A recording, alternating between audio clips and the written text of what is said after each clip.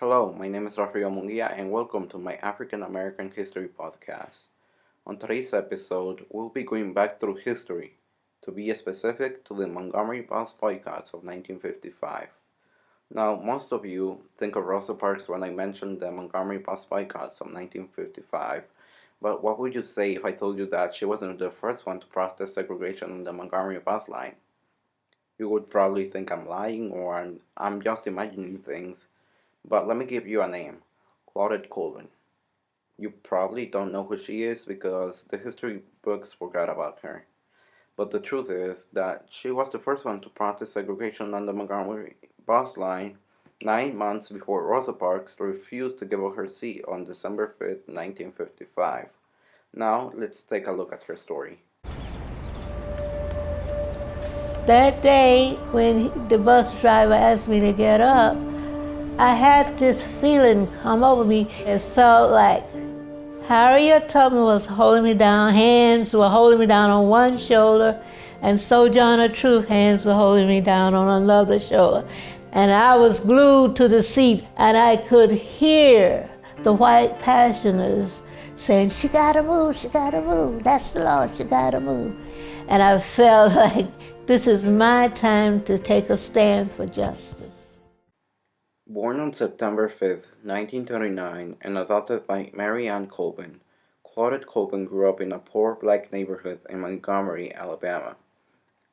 In 1943, at age 4, Colvin was at a retail store with her mother when a couple of white boys entered. They asked her to touch cans in order to compare their colors. Seeing this, her mother slapped her in the face and told her that she was not allowed to touch the white boys. In 1955, Colvin was a student at the segregated Booker T. Washington High School. She relied on the city buses to get from and to school because her parents did not own a car. The majority of the customers of the bus system were African American, but they were discriminated against by its custom segregated seating. She said that she aspired to be president one day. Colvin was a member of the NAACP Youth Council and had been learning about the civil rights movement on school. On March 2nd, 1955, she was returning from school. She sat in the colored section about 2 seats away from an emergency exit. Colvin was pregnant at that time. If the bus became so crowded that the so-called white seats in the front were filled and a white person was standing, any African Americans were supposed to get up from nearby seats to make room for whites, move further to the back, and stand in the aisle if there were no free seats in that section.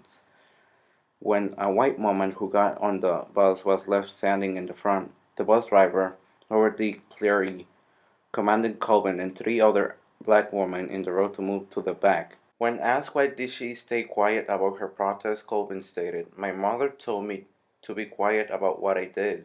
She told me to let Rosa be the one. White people aren't going to bother Rosa. They like her." Colvin was one of the 5 plaintiffs in the court case Browder v. Gale.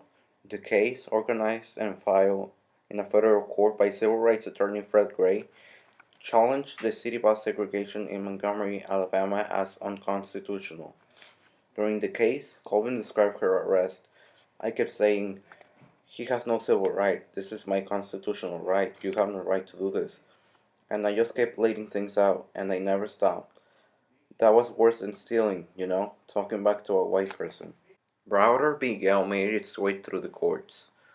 On November 5th, 1956, the United States District Court for the Middle District of Alabama issued a ruling declaring the state of Alabama and Montgomery's laws mandating public bus segregation as unconstitutional.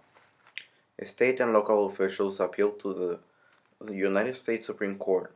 The Supreme Court summarily affirmed the District Court decision on November 13, 1956. 1 month later, the Supreme Court declined to reconsider, and on December 20th, 1956, the court ordered Montgomery and the state of Alabama to end bus segregation permanently. Colvin left Montgomery for New York City in 1958 because she had difficulty finding and keeping work following her participation in the federal court case that overturned bus segregation.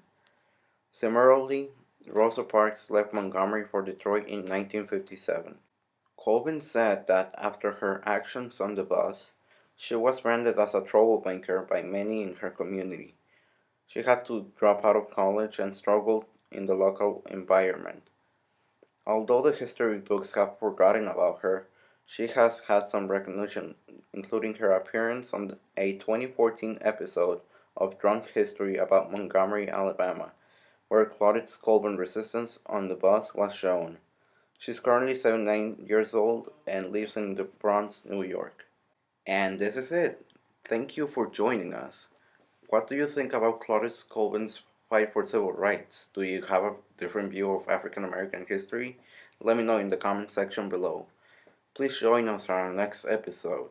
Until then, have a nice day.